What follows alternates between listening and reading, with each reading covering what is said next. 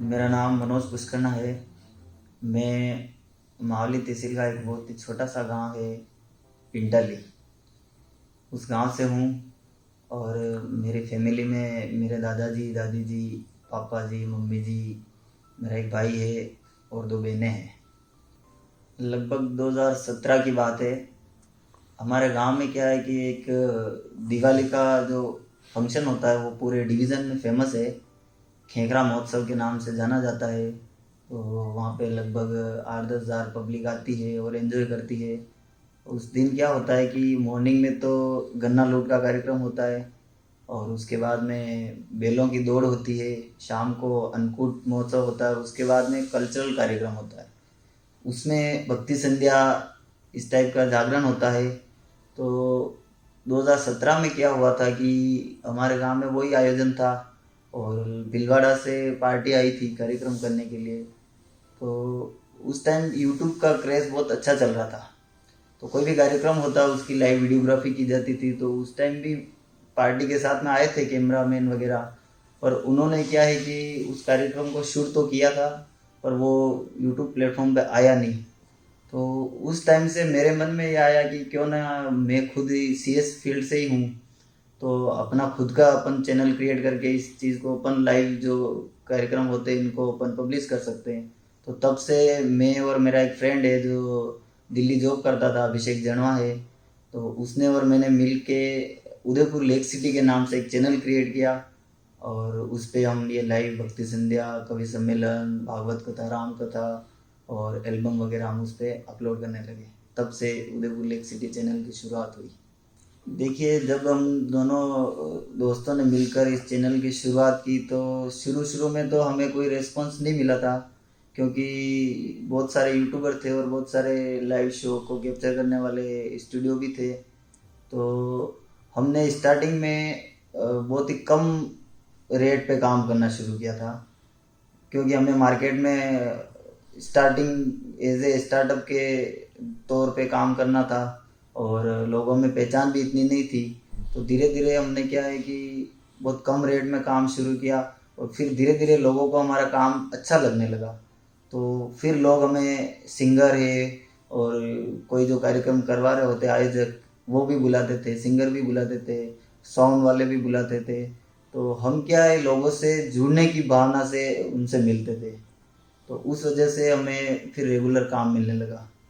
और हमारे उस टाइम में एक मित्र है जो भजन गायक है, पंडित श्री कमलेश जी मेनारिया, उनका भी बहुत अच्छा सहयोग रहा। और फिर उसके बाद हम मेवाड़ के बहुत बड़े बड़े सिंगर से भी मिले, जिसमें जगदीश जी वैष्णव है, लेरूदास जी है। और अभी का जो दौर चल रहा है इसमें उदयपुर के बहुत ही सुरीले भजन गायक के आदरणीय सूरवीर जी कोटड़ा, जिनसे हम इस कोरोना काल में जुड़े। और क्योंकि उनसे जुड़ने के बाद में हमारे चैनल को जो अभी ऊंचाइयां मिली है उसका का पूरा श्रेय सूरवीर जी कोटड़ा और उनके साथ में ही मेवाड़ के ही बहुत ही अच्छे भजन लेखक के सुरेश जी सुथार, तो उनकी टीम से हम जुड़े। उसके बाद में हमारा चैनल बहुत अच्छा ग्रो हुआ और अभी लगभग इस फील्ड में ऐसा कोई शख्स नहीं होगा जो उदयपुर लेक सिटी चैनल को नहीं जानता होगा। तो इसका का पूरा श्रेय अगर कहा जाए तो सूरवीर जी और सुरेश जी सुथार और इनकी पूरी टीम को जाता है। साथ ही हमारे जो कैमरामैन है, क्योंकि प्रॉपर वर्क सभी कैमरामैन का ही होता है, तो कैमरामैन का और जो हमारे आर्टिस्ट है उन सभी का जो सपोर्ट मिला है उस वजह से आज चैनल ग्रो हुआ है। तो इस प्रकार से हमारा चैनल अब अच्छा चल रहा है। देखिए, किसी भी काम में अगर सक्सेस चाहिए तो सक्सेस से सबसे फर्स्ट में अपने को सेक्रीफाइस ज़रूरी होता है। और सेक्रीफाइस में अगर कहा जाए तो ये जो लाइन है भक्ति संध्या की कहे या एल्बम यूट्यूब जो चैनल का हम काम कर रहे हैं, तो इसमें फैमिली से थोड़ा हमें हटके रहना पड़ता है।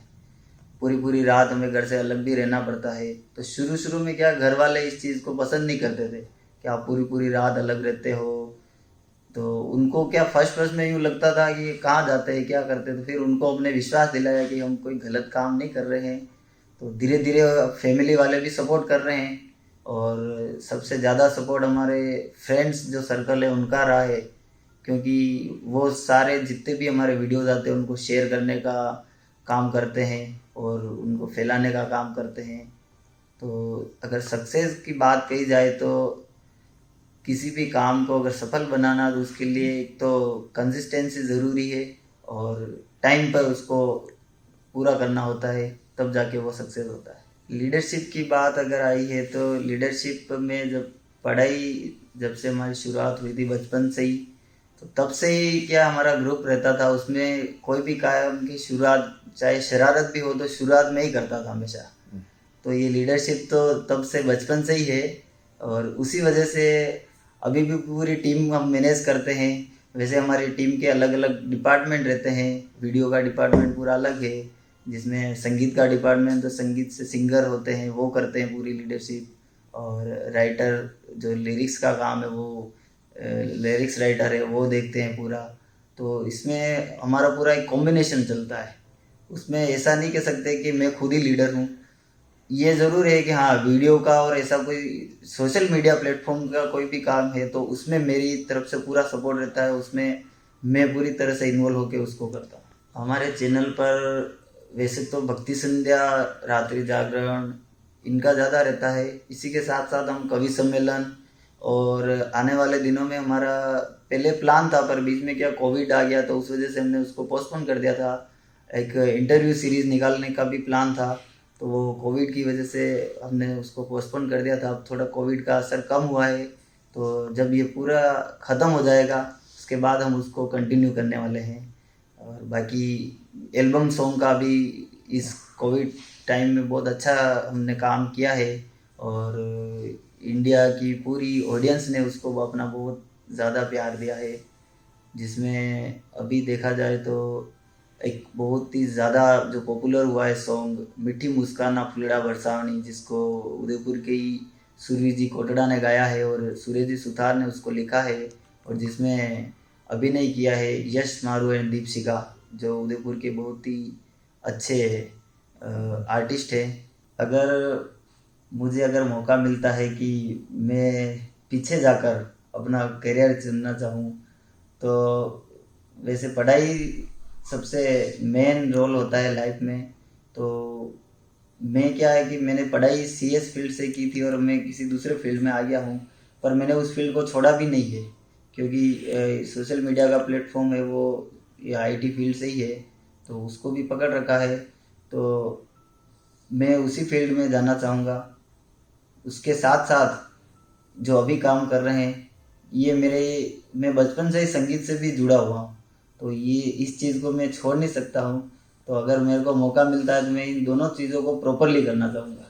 जब बात आई है कि आपका काम किस टाइप से होता है तो हमारा सबसे फर्स्ट में तो रिकॉर्डिंग होती है, ऑडियो ऑडियो पे वर्क होता है, उसमें सिंगर और लिरिक्स राइटर का मेन रोल होता है और ऑडियो कंप्लीट होने के बाद में वो फाइल हमारे पास में आती है। उसके ऊपर फिर हम आर्टिस्ट से उनकी जो आर्ट होती है डांस वगैरह उस पर प्ले करवाते हैं और उसको हमारे कैमरे के माध्यम से हम शूट करते हैं। शूट करने के बाद में उस पर पोस्ट वर्क होता है, एडिटिंग होती है। एडिटिंग में लगभग 3-4 घंटे हमें बैठना पड़ता है, उसके बाद में एडिटिंग कंप्लीट होती है, उसको वापस रीचेक किया जाता है और एडिटिंग कंप्लीट होने के बाद उसको अपलोड किया जाता है और अपलोड करने के बाद उसको हम पब्लिश करते हैं। उसके लिए हम थंबनेल वगैरह सब तैयार करते हैं, टैग वगैरह सब लगा के उसको पब्लिश करते हैं। मेरे रोल मॉडल मेरे फादर हैं क्योंकि आज मैं जो कुछ भी हूँ उन्हीं की वजह से हूँ। मैंने चाहे कुछ गलत किया चाहे कुछ सही किया, उन्होंने मेरा स्टार्टिंग में सपोर्ट नहीं किया होगा पर बाद में उन्होंने मेरा सपोर्ट किया है, तो मैं मेरे फादर को ही रोल मॉडल मानता हूँ।